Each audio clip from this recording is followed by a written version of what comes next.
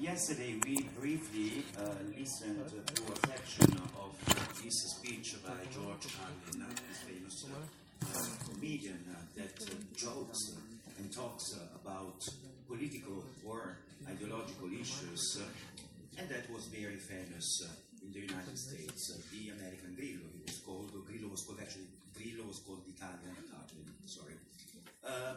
We have seen that he provided precise linguistic analysis from a historical point of view, politically charged expression such as shell shock, which is the combat condition of some soldiers after experiencing the atrocities of the war, has changed over time.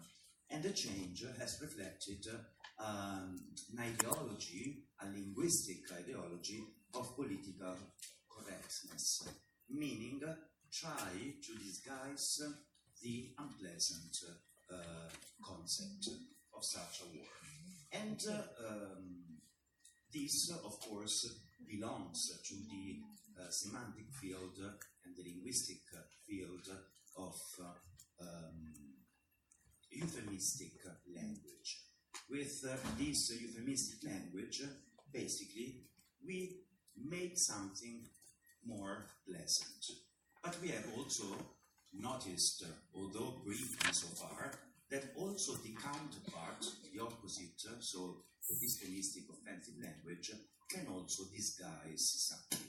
And in fact, here, the stance of the author is quite clear when he says that the Vietnam War was lies and deceit, was made of lies and deceit. But at the same time, many opinions are unexpressed, although we can easily infer them. And there are many indirect ideological positions. And of course, the political stance is anti-American, anti-government, because of the Vietnam War that, of course, he expressed. But the discourse even included some of the mistreatment that American soldiers received, both from the political government properly and also from the general healthcare system, as we have seen and discussed yesterday, although this is never really mentioned. This is just one of the possible strategies that reveals how powerful language can be in shaping ideologies. This concept is quite familiar to you now because of the very, very close connection between language and thought.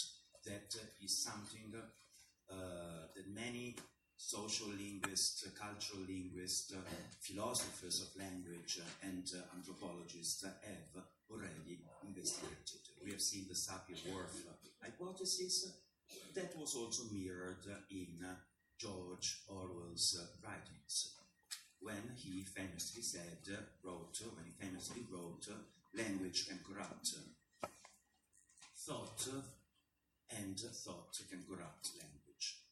So now, after really noticing the persuasive power of language, which really becomes powerful or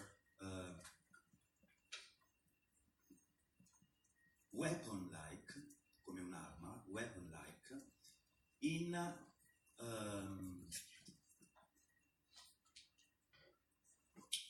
changing the perspective of people about some topics, or also maintaining the same stereotypical images of, let's say, some categories of people, normally minorities, but not only.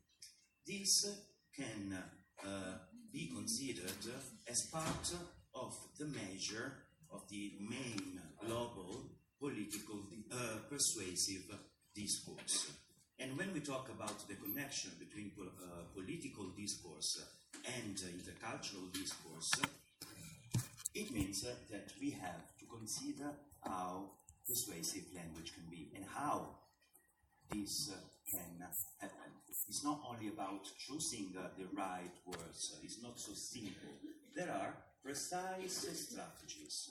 There are several possibilities that are inherent in language. Of course, you must be very good, very talented in using language.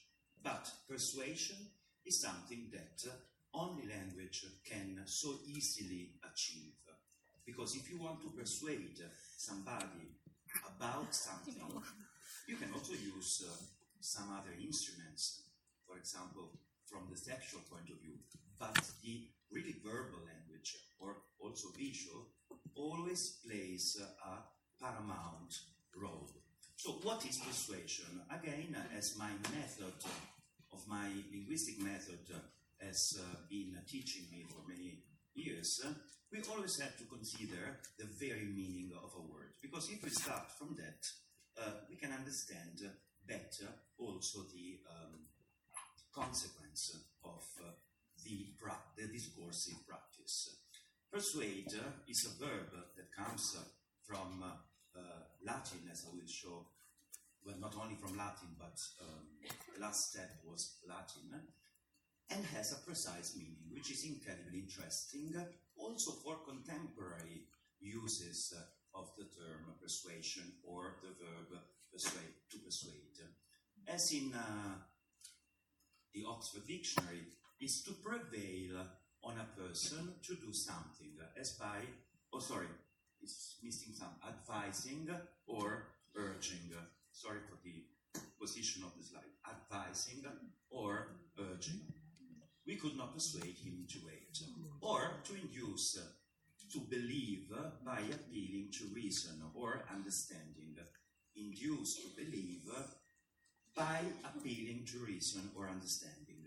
The most common synonym is to convince, to persuade the judge, etc. That's the dictionary example. So, to prevail on a person to do something, what are the key words that we immediately see in those definitions? To prevail, in the first one, prevail, advising or urging. Prevail is really indicative.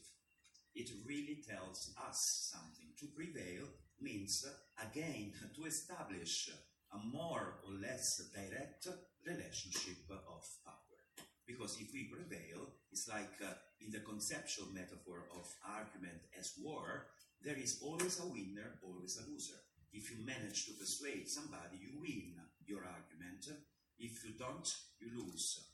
And if a person is persuaded into believing in something, into doing something, etc., we might consider him or her as the loser, or the one who has assimilated something more in a passive way. Advising is a positive concept. Considerare, to give.